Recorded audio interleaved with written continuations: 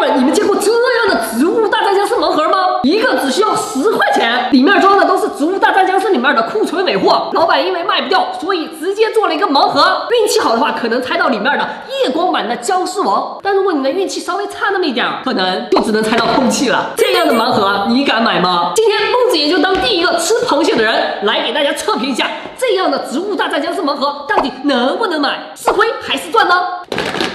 哎，听起来好像东西蛮多的，应该装了不少货，买这个指定不亏。哦，怎么是4盒罐头？难道说这里面放的是僵尸肉？僵尸肉我可不敢吃啊，怪不得卖的这么便宜啊！如果是一个黄桃罐头，我还能接受。这个，哎，怎么打不开啊？好像，哎，我天，吓我一大跳！原来是弹射的豌豆射手，这个机关好好玩啊！哎，再来这个。哦，这好像是个南瓜，僵尸出来了，我总感觉这就是一个棺材，太恐怖了。下一个大家猜猜是僵尸还是植物？嘿，哦，这个僵尸一看就是放太久了，都长毛了，哼。还有3个，我们再听听。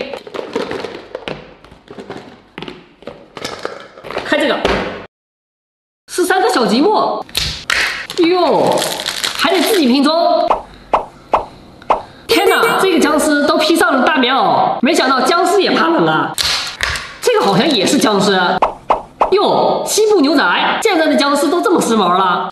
给我来个植物，又是一个僵尸。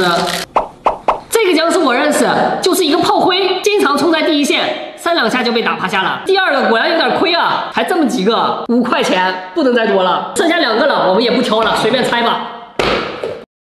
是一个毛球，瞧这个包装，僵尸都玩起了 cosplay， 还有兔耳朵，还给我卖萌，看我猜出来不打你。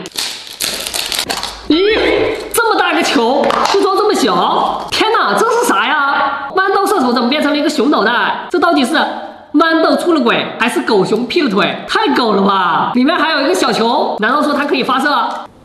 就这，哼，又亏了。最后一个我必须找补回来，哼。哟，这个盲盒看起来不赖啊，可以猜出来夜光版的僵尸王。我的天哪，能不能赚就看它了。哇，里面东西还挺多，天哪！大家可以猜一下这是哪个僵尸？黑黑的，应该就是下面的这4个骷髅版的，组装起来看看。